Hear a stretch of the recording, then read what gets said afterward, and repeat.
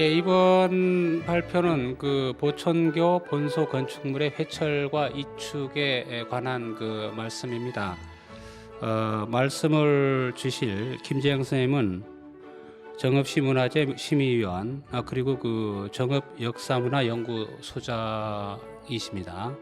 그리고 오늘 관련된 저서로는 이제 보천교와 한국의 신종교가 있습니다. 선생님을 모시고 말씀을 듣도록 하겠습니다. 예. 반갑습니다. 김재영입니다. 아마 상생방송에서 이 보천교 본소 건축물의 회철과 이축이라는 주제를 가지고 저에게 발표 기회를 주신 것은 제가 살고 있는 지역에서 사실은 보천교에 대한 인식이 안 돼 있습니다. 사실 저도 그 작업을 한 지가 한 10여 년에 좀 불과하고, 아마 이 제작 의도는 보천교에 대한 일반인들의 객관적인 이해를 돕기 위해서 이런 프로를 마련한 것으로 보입니다.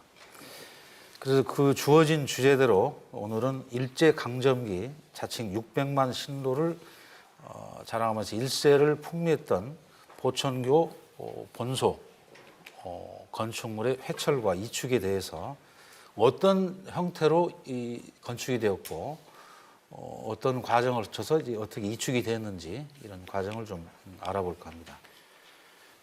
앞에서 말씀드린 대로 보천교에 대한 종교를 일반인들이 잘 이해가 안 되어 있기 때문에 보천교가 어떤 종교인지를 제가 앞서서 좀 설명을 드릴까 합니다.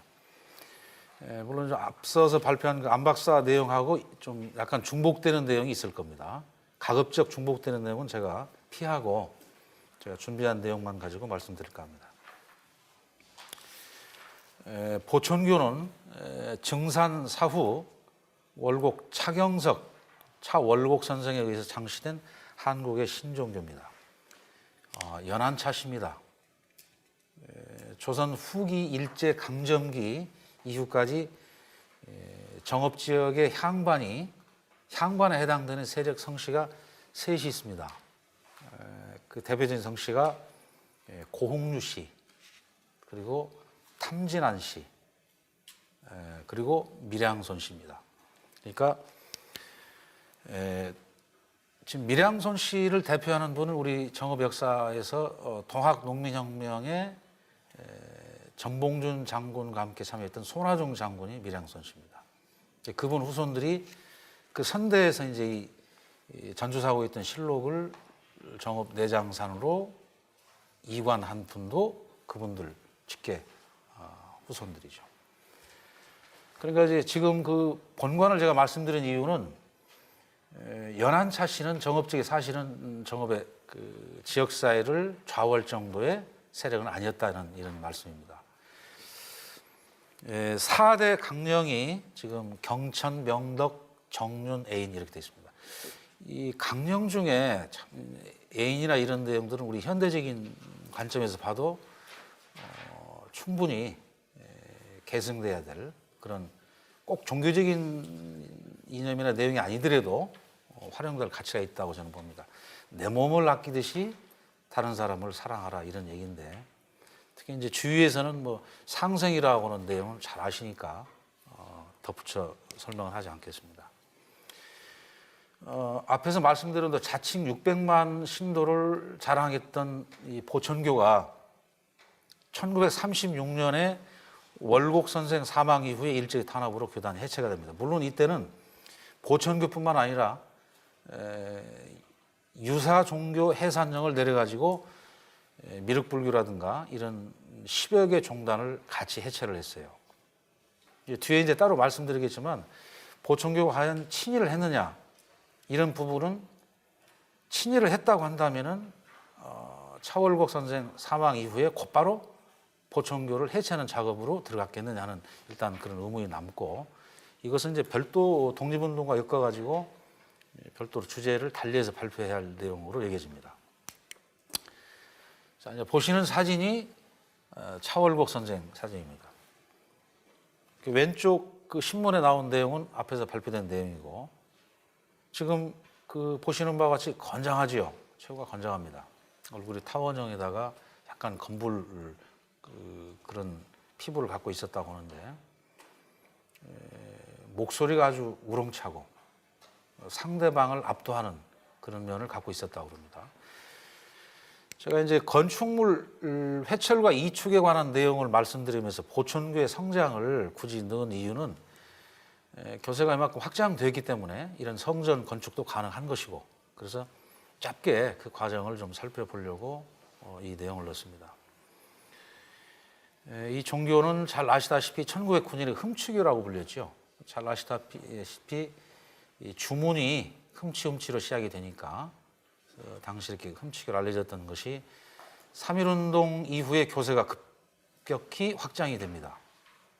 이거는 3.1운동이 실패로 돌아간 뒤에 그 민족의 구심점을 잃었던 시기였기 때문에 앞에서 말씀드린 차천자 등극설과 연관지어서 교세가 급격히 확장된 것으로 이해가 됩니다.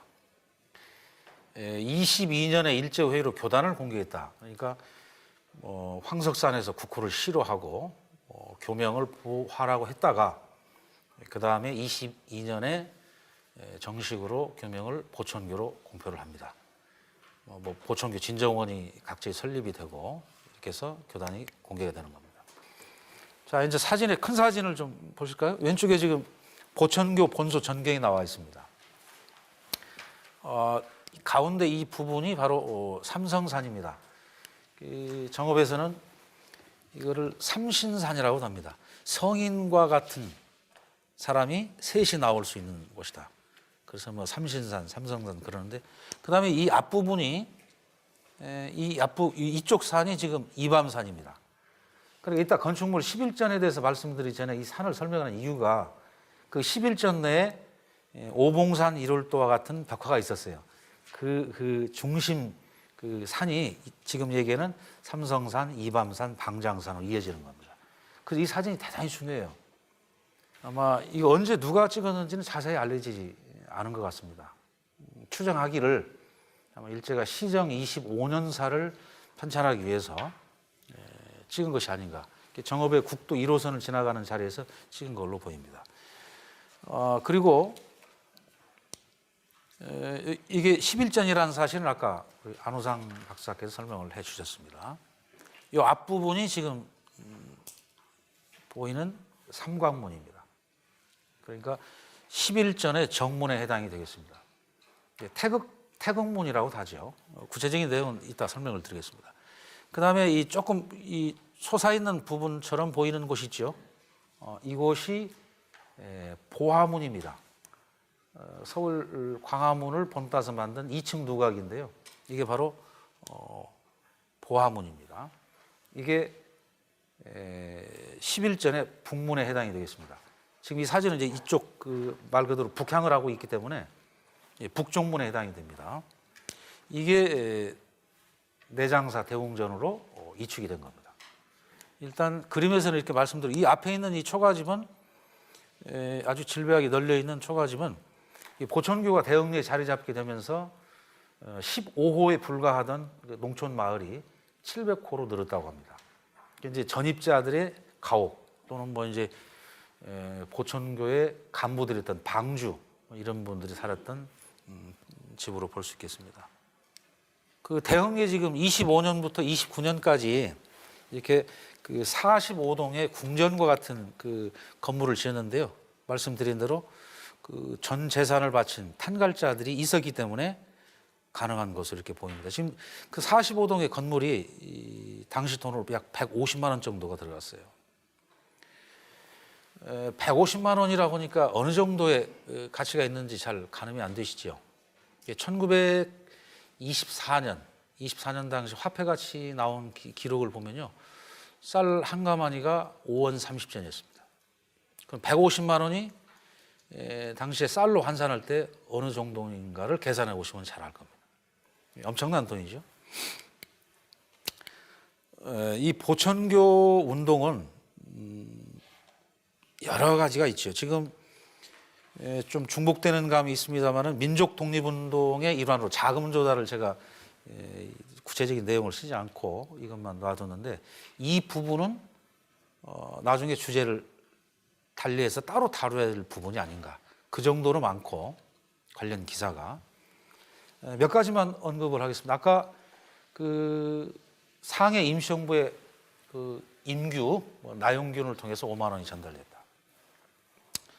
뭐 세계 약소민족 뭐 대회에 여원영이라든지 장덕수 이런 분들을 통해서 경비가 지원됐다. 10,000원이라고 나오죠, 경비가. 또 김자준 장군에게 그 2만 원의 군자금을 지원을 했다. 여기 좀 논란이 있어요, 사실은. 주었다고 파악이 되는데 일제 경찰 정보경찰을 했는데 받았다고는 기록이 없어요. 그래서 이제 역사학자들이 주었다고 하는데 정보 자료는 주었다고 돼 있지만 받았다고는 기록을 보여달라 이거죠. 못 찾았어요, 아직까지. 그러나 저는 왜 그 받았다고는 기록이 없는데도 제가 이걸 논문에 싣고 주장을 하느냐. 일제 정보 자료에 나온 내용이지만 없는 것을 스토리텔링 하듯이 만들어서 정보 자료를 만들었지는 않았을 겁니다. 다시 얘기하면은 보천교에 대한 민족운동에 대한 경향성은 포착하고 있었을 거라는 얘기죠. 그러니까 그것을 군자금으로 봤다는 얘기죠. 어차피 이제 아까 자료 문제도 얘기가 나왔는데 좀 시일을 기다려서 또 저 말고도 다른 연구자들이 이런 걸 추적을 해서 또 새롭게 사료가 발굴되면은 논쟁이 가능할 것으로 저는 생각이 됩니다. 그다음에 이제 언론 출판 사업의 경우에는 뭐 보광을 창간하고 아까 일부분 좀 다뤄졌죠. 또 시대일보를 인수하고 1920년대의 3대 일간지 중에 하나가 시대일보입니다. 최남선이 경영했던 신문이에요. 그 편집이라든지 그 기획이 조선 동아일보다 앞섰다고 당시에 평가가 돼 있어요. 이 재정난으로 이게 지금 문제가 되다 보니까 보천교에서 인수를 한 건데 보천교 이제 신지식인들에 의해서 이게 이제 여론의 좀 문매를 맞으면서 결국 이제 그 포기를 하게 되고 그 이걸 맡았던 이제 이성영이나 뭐 이런 이상호 형제 이분들이 교단으로부터 이제 질책을 받고니까 나가서 이제 보천교 혁신을 주장하고 이렇게 전개가 되죠. 자급자족 운동에 대해서는 아까 안우상 선생님이 발표한 논문, 뭐 보천교와 물산장로 운동도 있고 뭐 밀립대학 설립 운동에 관한 논문도 있고 그래서 이미 발표된 것인데 그 중에 하나가 기산조합이라는 게 있습니다. 지금 오늘날의 노동조합과 같은 겁니다. 아까 얘기한 뭐 그 자급자족 공동체를 운영하고자 했을 거라는 이제 추정을 우리가 여기서 하는 것이고 역시 이 운동의 일환으로 그 대흥리에 직물공장과 염색공장이 설립이 됩니다. 현재도 20여 개, 제가 알고 있기로는 정확하지 않습니다. 20여 개 이상의 직물공장이 지금 운영이 되고 있고, 물론 당시에는 이제 그 기계, 그 자동으로 이렇게 돌릴 수 있는 그런 기계 설립을 일제가 허가하지 않았다고 후손들이 얘기한 바 있어요. 그래서 뭐 수동이나 반자동과 같은 그런 기계로 그 들여와야만이 이제 설립을 허가해주는 그랬다고 이야기가 전해집니다. 최초로 직물 공장이 처음 들어선 곳이라 아까 대흥초등학교 얘기가 나왔죠. 이곳입니다. 현재의 대흥초등학교 처음 직물 공장이 들어선 곳입니다. 이 직물 공장의 일부를 하나 이제 찍은 겁니다. 지금 이런 정도면 지금 많이 현대화 된 거죠. 이 부분도 어떻게 보면은 따로 주제를 만들어서 얘기를 해야 될 정도로 아주 의미가 있는 내용입니다. 대중문화 운동 중에 보천교 농악단을 조직했다. 보통 농악단이 한 15명에서 20명 정도로 구성이 됩니다. 근데 보천교 농악단은 그 상세 제비를 좌측에 12명씩 그렇게 해서 24명, 상세 제비만 24명이 있었어요. 장구 제비를 역시 좌우에 12명씩 24명. 그러면은 상세하고 장구만 50명이 되는 겁니다. 여기에 이제 뭐 나팔, 소고, 북, 날라리 뭐 해가지고 100여 명에 가까운 숫자였다. 이거는요 오늘날 사관 편성의 오케스트라와 같습니다. 그 선생님들 그 방송 보시면은 그 클래식 연주회 때 보면은 2관 정도, 2관 편성 정도 오케스트라를 많이 보셨을 거예요. 그게 한 60명 정도 됩니다. 사관은요, 관악기를 말 그대로 4개를 썼다는 얘기예요. 오케스트라 치면. 그러니까 그 오케스트라 사관 편성 정도 되면 대단합니다. 규모나 스케일, 웅장한 소리 말할 수 없어요. 그거를 그 농악이 울렸다고 하면요, 상상해 보세요. 그 음향의 크기가 어느 정도일 것인지.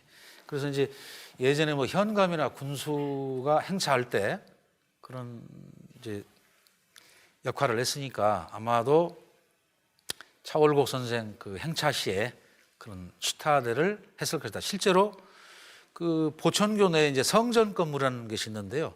그곳에서 직접 차월국 선생이 머리에 띠를 메고 상모 돌리는 법을 지도를 하고 농악복장을 지급하고 했다고 증언이 되고 있습니다.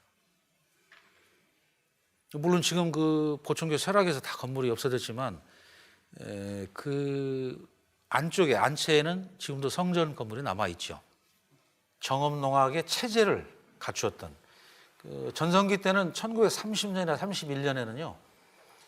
이 농악을 보기 위해서 전국적으로 사람이 모이들어 가지고 일제 경찰이 출동해 가지고 사람을 해산시키는 그런 소동이 있었다고 노인들의 구전이 있어요. 증언해 준 이야기가.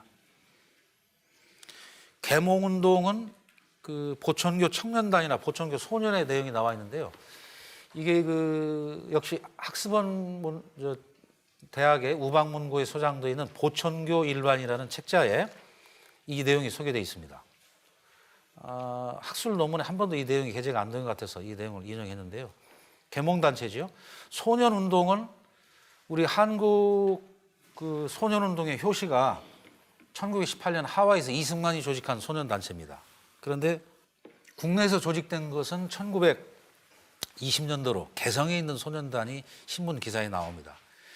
지금 보천교 소년회는 조직된 것이 1923년이에요. 그렇다 한다면은 보천교라는 종교가 구학문만을 고집하고 폐쇄적이고 그러지 않았다는 거죠.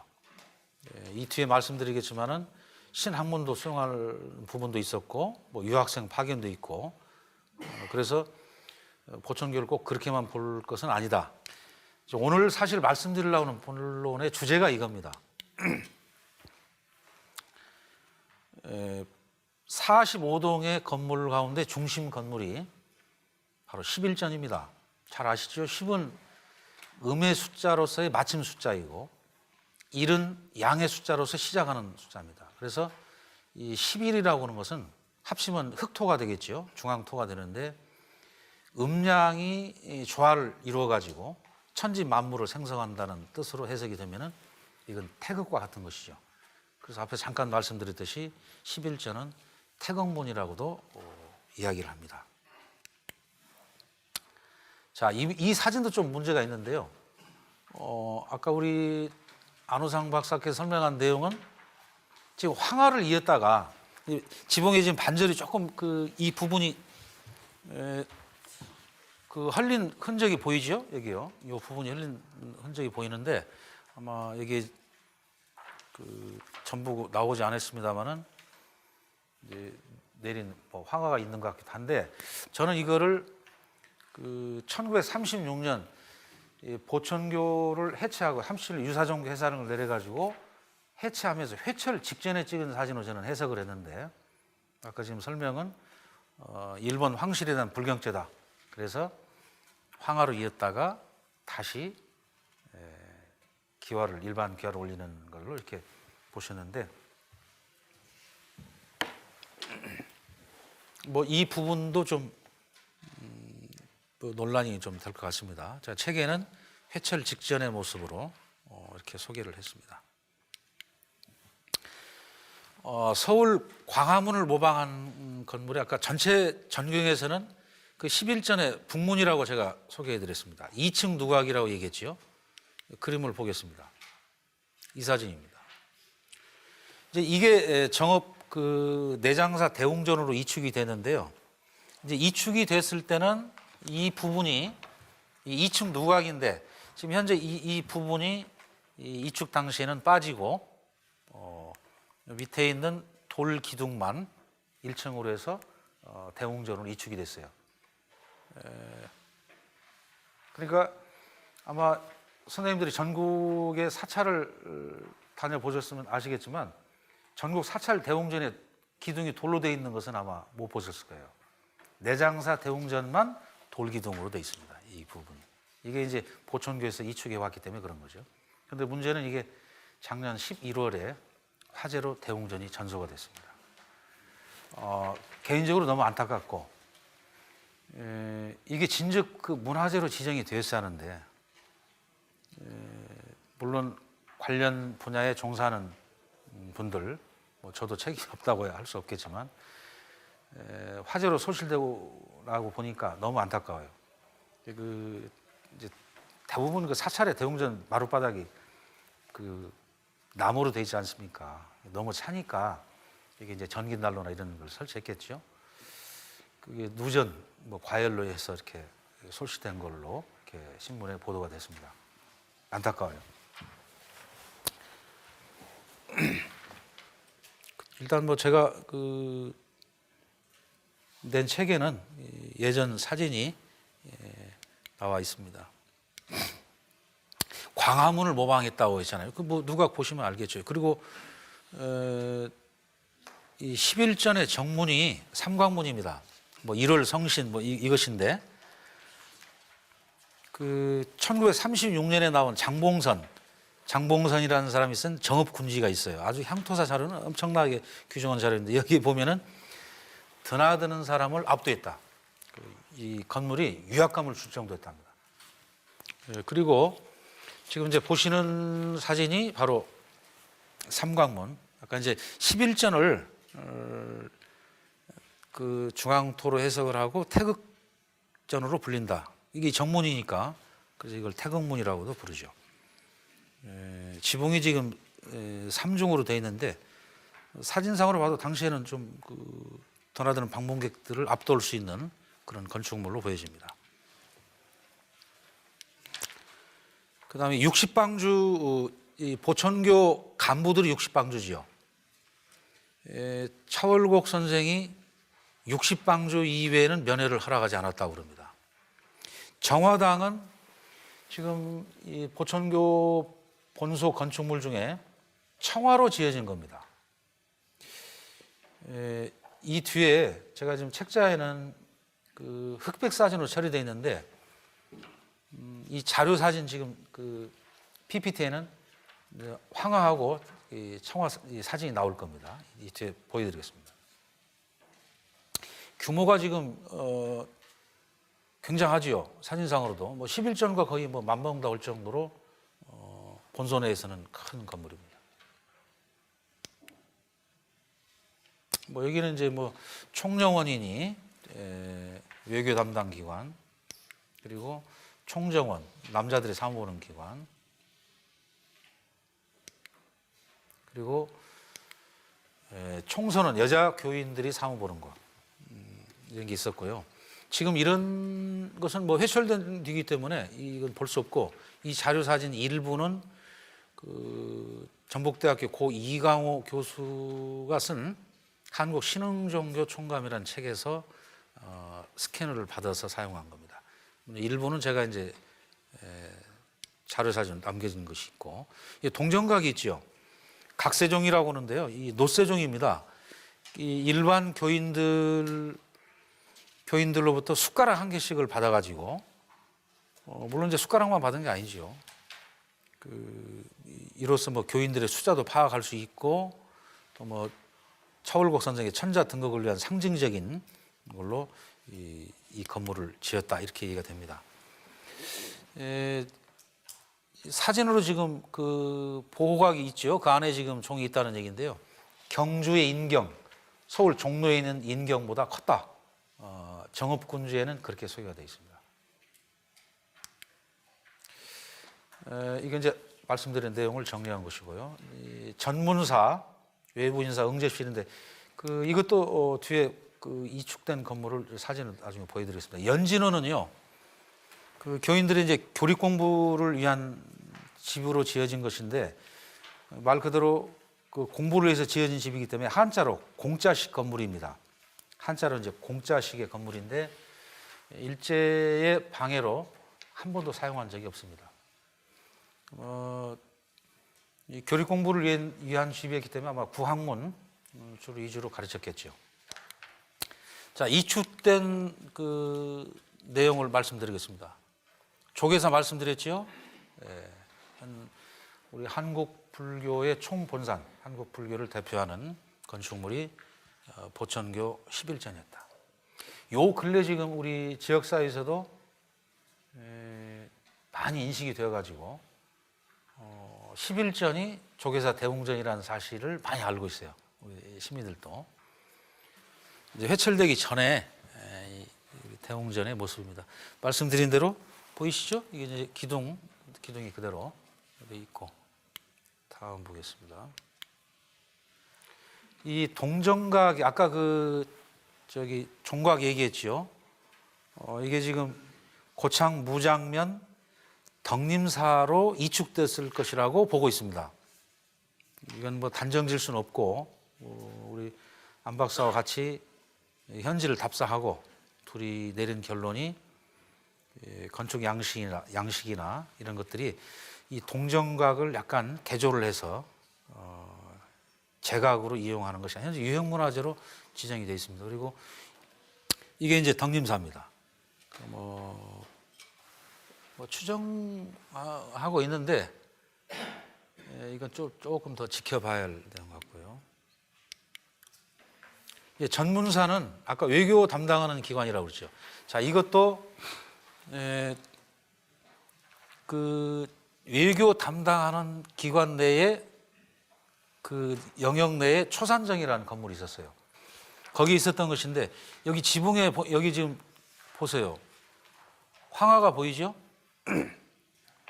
황화 보일 겁니다. 이 지붕에도 있는데 좀 여기서는 좀 그렇고요. 이 뒤쪽에 지은 겁니다. 여기 도로가고요. 이 안으로 들어가야 이 집 정면이 보여요. 현재 이 집 철거돼서 없어요. 뭐 종교문화 유적지를 좀 설명하기 위해서 이쪽 현장을 찾았더니 어느 날 보니까 없었더라고요. 주민들도 지금 이 건물이 어디로 옮겨져서 이축이 되는지를 잘 모르고 있어요. 이런 작업도 좀 더 이어져야 할 것 같고요.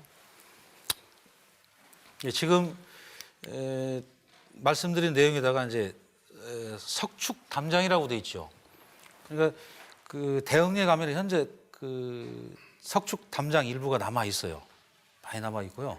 일부는 이제 서울 동대문 뭐 축대를 쌌는데 갔다. 뭐 그 일대 주민들은 다 이렇게 이야기를 하고 있으니까요. 정읍지역에 있는 고등학교, 뭐 고등학교의 본관 주춧돌도 이따 사진으로 보여드릴게요. 주춧돌도 여기 보천교가 해철된 이후에 건축을 갖다 쓴 겁니다.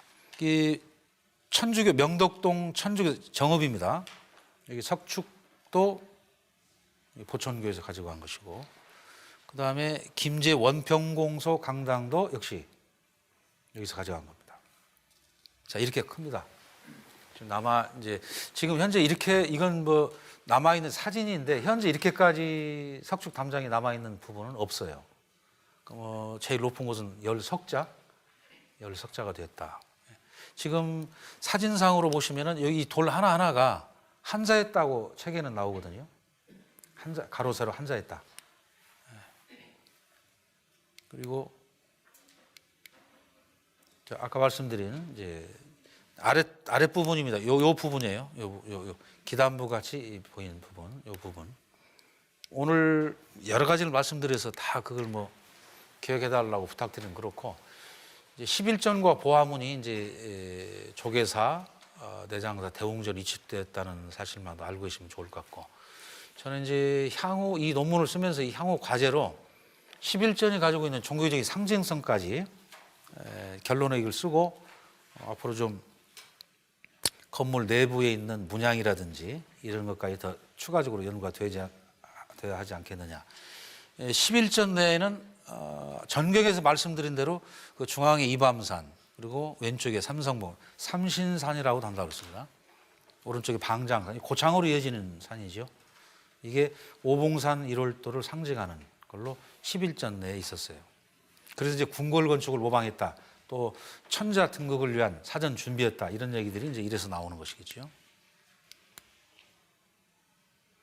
이제 뭐 기록에는 없지만 그 궁궐 건축을 모방했기 때문에 11전 양쪽에 뭐 근정전과 같은 해태상이 있었다. 이런 이제 전언도 있고요. 그래서 또 정읍군주에는 이렇게 되어 있습니다. 반도내에서는 웅장함과 정교함이 최대했다. 가 이런 건물을 볼 수 없다. 그래서 천자 등극과 관련된 규모라든지 건축의 아름다움 여러 가지를 감안한다면 천자 등극을 위한 상징적인 의미까지 지니고 있었지 않았겠느냐. 여기에 이제 천자 등극에 관한 건요. 이걸 꼭 민족 독립이나 꼭 그런 쪽으로 연관시키지 않아도 종교적인 상징성도 가질 수 있는 것이고, 그래서 차후에 이 부분은 더 연구가 좀 더 돼야 하지 않겠느냐 이렇게 생각을 합니다. 앞서 발표자도 이런 얘기를 했는데 사실 제가 여기 앞에 나와서 이렇게 발표할 정도의 뭐 전문적인 식견을 가진 사람도 아니고, 박사 논문은 그 일제강점기의 백정들의 차별철폐운동을 다룬 형평운동입니다. 물론 이제 동학 관련 논문도 있고 1920년대 그 일제강점기의 청년운동에 관한 논문도 있고, 무례하게 쓴 것인데 좀 정읍사 관련 논문도 있고 그렇습니다. 근데 아무래도 편수로 봐서는 제가 보천교 논문을 좀 한 편을 더 쓴 것 같아요. 그래서 뭐 마치 종교학자처럼 얘기하는데 종교학자라는 칭호를 듣기에는 너무 부끄럽고, 그래서 아까 말씀드린 대로 또 질의응답 시간은 또 우리 여러 선생님들의 말씀을 듣고 배우고 가겠습니다. 이상으로 마치겠습니다. 예, 지금까지 좋은 말씀을 주신 두 분 선생님께 감사를 드리고, 이제 질의 및 응답하는 그런 시간을 이제 갖도록 하겠습니다. 11전이라는 것은 정역 사상이 아니면은, 정역의 수리 철학이 아니면은 이게 나올 수 없다라고 보입니다. 그래서 여기서 말하는 11전 편액에서 말하는 신무국 태극이라는 것은 지금까지는 신무국과 일태극이 서로 달랐었는데 어느 일정한 시간대에 들어서면 신무국하고 일태극이 같아진다라고 하는 그런 염원이 담긴 것이 아닌가 이렇게 보입니다. 그래서 한 가지 첫째 질문 드리고 싶은 것은 11전을 사용했다라고 한다면은 명칭에 또 그 건물의 아주 중심 센터에 자리 잡았다라고 한다면은 보천교에서 혹시 무국대도라고 하는 용어는 사용했는지. 왜 11전이 11인가에 대해서는 제가 여러 사람들한테 들은 바가 있습니다. 제가 역학은 안 했지만은 10은 이제 음으로서 맨 마지막 수입니다. 그리고 1은 양으로서 시작하는 수이고, 그래서 이 이제 시종 시작과 끝과 시작이 맞물리면서 태극이 만들어지고, 그래서 11전을 태극전이라고는 불렀습니다. 태극전. 그 다음에 무국이라는 말도 보충에서는 썼습니다. 썼고 또 보충교에서 발간한 조전에도 이 무국이 많이 나옵니다. 신무국 해가지고요. 신무국이 이제 11전이라고 이야기를 하죠. 그 다음에 보화라는 용어도 정역에만 나온다고 했는데, 제 기억에는 또 저는 정역을 보지 않았습니다만은 다른 책에서 언제인가 한번 본 적이 있는 것 같아요. 근데 보충교의 정식 명칭이 보화교입니다. 보화교예요. 이 보충이라는 아까 그 교명은 급조됐던 거라고 제가 말씀드렸죠. 이 황석산 고천전에서 교명을 보화라고 천명합니다.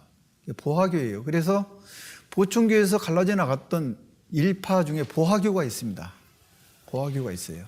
이게 보화가 정식 명칭이라고 보면 틀림이 없습니다. 보화가. 그 다음에 시라는 말도 정역에서 나온다고 했는데, 국호를 시라고 했습니다. 그리고 시국대동단의 시도 그 시자입니다. 그래서 그렇다고 한다면은 일부 선생과 증산도 이 보천교 차월곡 이렇게 이어지는 어떤 이 사상적 또는 이론적인 맥락이 흐르지 않았나. 왜 보천교가 이렇게 짧은 시간 내에 흥성했다가 짧은 시간 내에 망했는가? 뭐 물론 일제의 그런 그 탄압 정책도 교활한 탄압 정책도 있겠지만 혹시나 어떤 그 보천교의 사상적인 그런 그 기반이 너무 빈약한 것이 아닌가 이런 측면에서는 좀 어떻게 생각하시는지. 이렇게 급성장해놓고 조기 또 쇠퇴한 원인은 뭐냐? 안 돼 있죠. 그래서 제가 지금 이 쓴 책에는 이와 유사한 답을 교육활동에서 결론을 내렸어요. 쇠망한 원인이 지금 선생님 말씀하신 대로 똑같습니다. 그러니까 이 시대가 변하면서 거기에 걸맞는 교리가 개발도 되고 이게 논리가 개발이 돼야 되는데 사회는 변하고 있는데 아까 20년대 신사회 나오고 신사상이 유입되고 변화되고 있는데 그거를 교단에서 충분히 수용하고 논리를 개발하지 못했다는 얘기죠. 그래서 보천교 교육활동 내용 중에 결론으로 보천교 쇠퇴의 요인을 제가 지금 말씀하신 내용으로 결론을 다뤄놨습니다. 보천교를 그 온전한 그 종교로 볼 것이냐.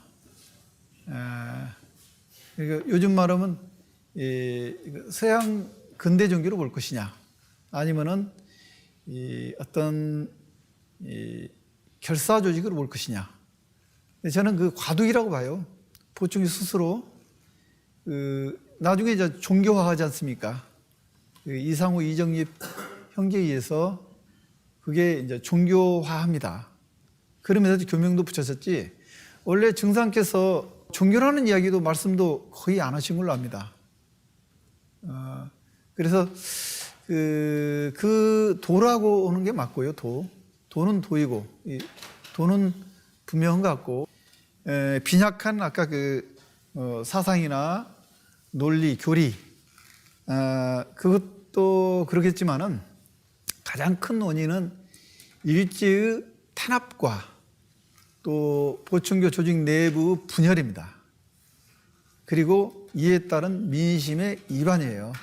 이 세 가지는 분명합니다. 그러나 원래 뭐 교리가 있다고 해서 보천교가 크게 급성장하고 그랬던 건 아니거든요.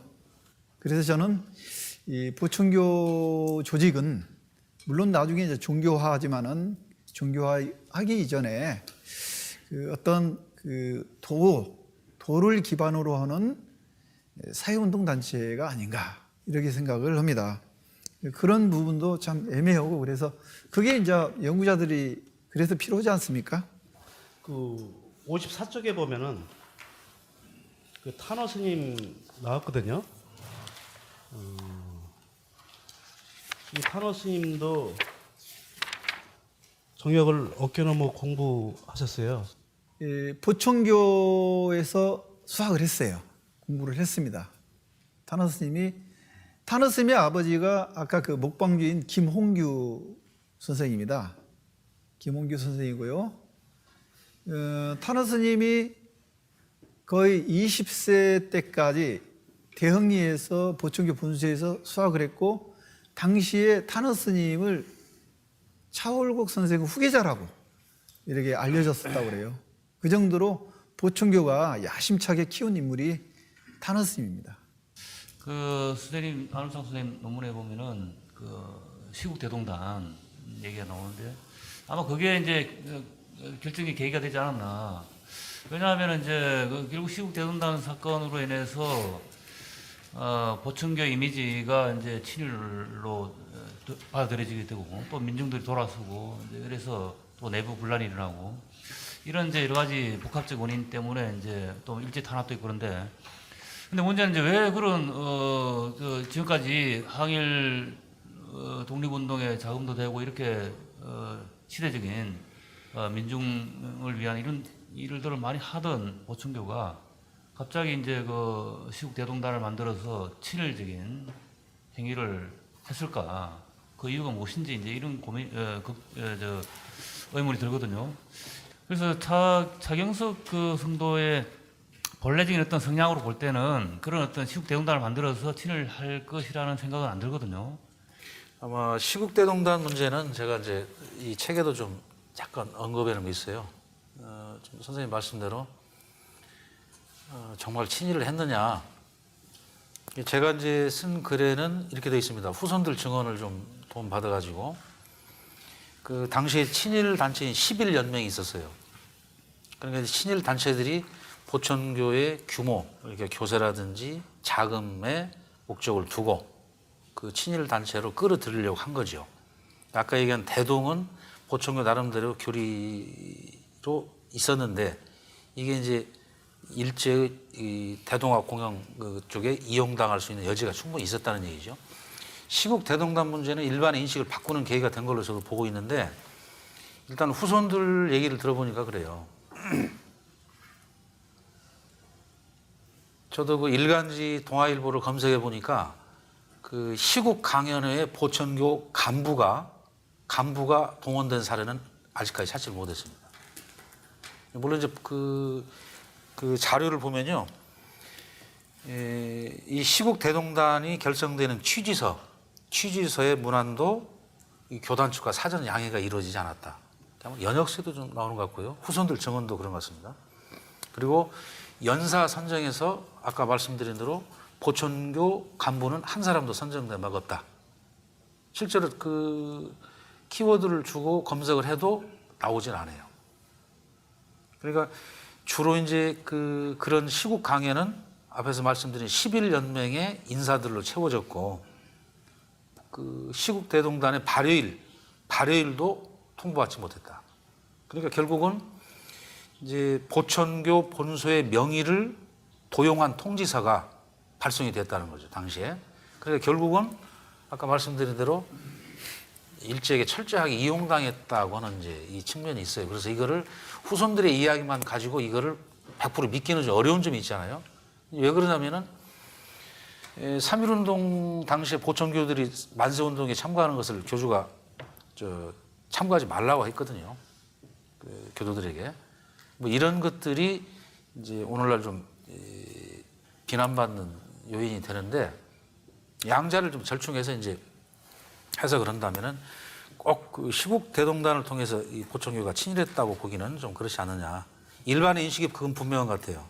시국 대동단을 결성을 계기로 이게 상당히 민족운동을 하는 단체였던 걸로 보였는데 이런 친일단체에 가담이 되고 그런 본소 명의로 시국 강행이 이루어지다 보니까 그래서 그 동아일보에 보면은 시국 대동단 1924년부터 25년은요 거의 신문이 도배가 됩니다. 시국 대동단이라든가 보천교 박멸이라는 용어로 거의 도배가 돼요. 이 부분은 앞으로 좀 추후에 저도 이제 과제로 제시한 건데 보천교를 보는 시각이 너무 좀 달라요. 그래서 처음에 이제 논문이나 이 책을 낼 때 이 종교를 민족 종교로 봐야 되느냐. 그 전에 그렇게 우세했어요. 우리 안 박사도 정리한 것도 있고 그래서 하다가 최근에 와서 1, 2년 전부터 무게중심이 이렇게 옮겨지고 있어요. 민족운동 쪽이 아니라. 그래서 이제 책을 내게 된 동기가 거기 있습니다. 그러려면은 그런 부분을 가지고 친일단체로 매도를 하려면은 앞서서 있었던 민족운동이라든지 대중문화 이런 걸 전부 다 조명을 하라 이런 얘기예요. 해놓고 이것을 1925년, 24년 이후부터 그 이후에 시국 대동단에 결성된 문제를 밝혀줘야만이 보천교의 성격을 총체적으로 재단할 수 있는 건데 이 부분만 가지고 얘기를 하니까 거기에 내 동의를 할 수가 없다는 얘기죠. 그래서 서문에 제가 그 내용을 써놨어요. 이 책에는요. 그래서 이 문제는 우리 안우상 선생이 됐든 누가 됐든지 간에 차후에 이제 연구 과제로 주어져야겠죠. 아까 안우상 선생님이 보천교 궁극 목적이 지상 성경 사회 건설이다 하셨어요. 그러면 이게 그 당시 표현으로는 사회라는 말을 안 썼을 것 같은데 어떤 그 당시에 그 당시 어떤 표현이요? 그러니까 지상 성경 사회 건설이다. 예. 이게 그 당시 표현 그대로인지 아니면 그 당시에는 어떻게 말이 됐고 어떤 내용이 있은 거를 지금 이제 선생님이 이렇게 정리를 하신 건지 그걸 좀 여쭤보고 싶습니다. 지상 후천 지상 성경이라는 말은 그때 썼어요. 사회자는 잘 모르겠네 제가. 근데 저는 처음에 이 독립운동으로 봤어요. 그런데 나중에 이제 수정을 합니다. 저도 수정을 했어요. 보충교는 보충교 나름대로 길이 있었구나. 그게 지상 성경 세계 건설이구나. 그리고 보충교가 일제의 식민 지배를 거부했던 그런 부분들이 많거든요. 아까 독립운동가들하고 연계됐던 부분들. 거부했던 부분들은 지상 성경 사회를 만들기 위해서 그게 꼭 제거하고 넘어가는 그런 과정이었지. 이 독립을 하고 뭐 공화 국가를 만들자 뭐 그런 것도 아니었어요. 보충교는 지상 성경 사회를 건설하려고 했죠. 건설하려고 했고 그게 이제 일제의 눈에 이제 안 좋게 보여졌던 거죠. 그러면은 이제 독립운동가들은 왜 보충교와 연계가 됐느냐?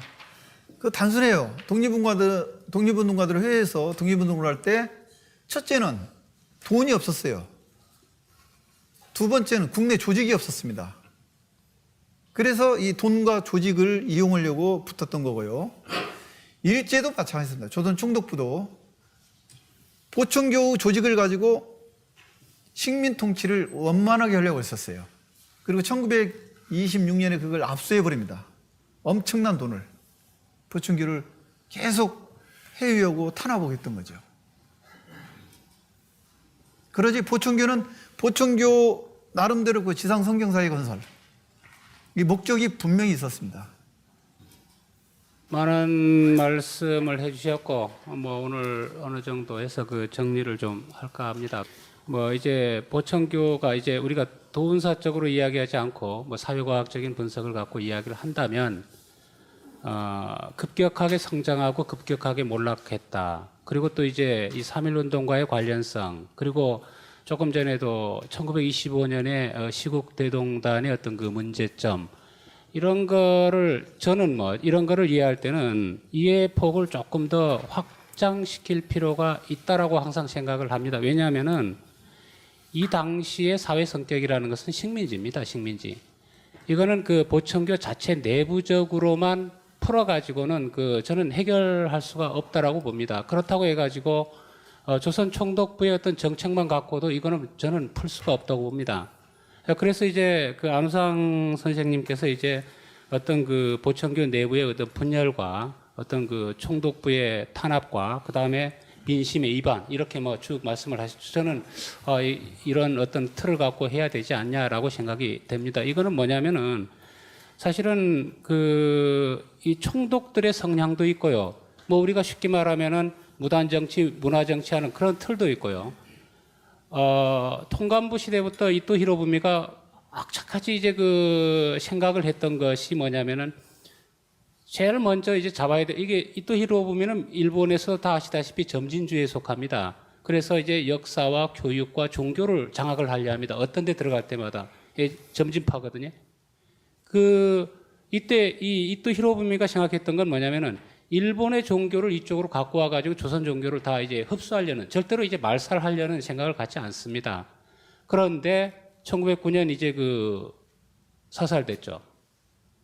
그러다 보니까 이제 이토 히로부미하고는 정반대파에 있었던 테라우치가 장악을 하게 됩니다. 그 이후에 이제 사이토가 이제 1920년대 이 3.1운동 이후에 접어들면서 장악을 합니다. 뭐 이 사람은 역시 이제 이토 히로부미 그 계열을 이제 받습니다. 여기에서 이제 점진적으로 이제 동화 정책을 본격적으로 이제 구사하기 시작을 하죠. 저는 그런 과정에서 사실은 1925년이라는 시점, 조금 전에 시국대동단 문제도 이야기했습니다만 상당히 전 중요하게 봅니다. 이때 되면은 일본 자체에서도 치안유지법이 공표가 되고 이걸 곧바로 한국에도 이제 조선에 적용을 시키고 사할린에 적용시키고 대만에 적용시키고 종교 탄압도 이루어지고 종교 회유가 이루어지고 모든 게 이게 뭐 어떤 그 조선에만 이루어졌던 건 아닙니다. 이거 전체적으로 똑같이 이제 이루어지고 탄압들이 이루어집니다. 그런 맥락도 이해를 하는데 조금 좀 의미가 있지 않을까 싶습니다. 왜냐하면 뭐 조선신공도 1925년이고 조선사 편수에도 이때 전부 다 시작이 되지 않습니까? 예, 이런 것들도 같이 이해를 한다면 나중에 그 보천교를 이 흥망사를 이해하는데 상당히 그 도움이 되지 않을까 하는 생각을 합니다. 예, 마지막으로 말씀 중에 마지막에 그런 말씀을 했습니다. 참 이 안타깝다 하는 말씀을 했습니다. 이 보천교가 일제강점기 때 상당한 그 독립운동에도 기여를 했고 했음에도 불구하고 전 알아주지 않는다는 겁니다. 다른 종교였다면 이게 난리가 났을 건데 저도 그 문제는 진짜 뼈저리게 느꼈습니다. 만약에 이게 진짜 불교나 캐톨릭이나 기독교였다면 진짜 난리가 나고 뭐 기념비 세우고 했을 건데 지금 사실 그런 모습이 보여지지 않습니다. 좀 진짜 어떻게 본다면 이것도 우리가 식민사학을 이야기하지만은 이 사학이라는 것 곧 역사에만 적용되는 것도 아닐 것 같고 이 역시 이게 종교 쪽에도 똑같이 그 적용되는 그런 모습이 아닌가 생각이 됩니다. 어쨌든 오늘 뭐 이런 그 내용들은 앞으로도 이제 두 분 선생님께서 계속 그 많은 연구를 해주실 것이라고 생각을 하고 마치기로 하겠습니다.